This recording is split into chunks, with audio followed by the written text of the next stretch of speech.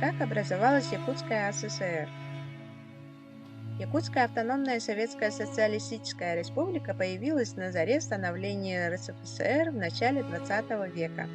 Российская империя просуществовала до 1917 года, когда в стране разразилась революция и власть перешла к коммунистам.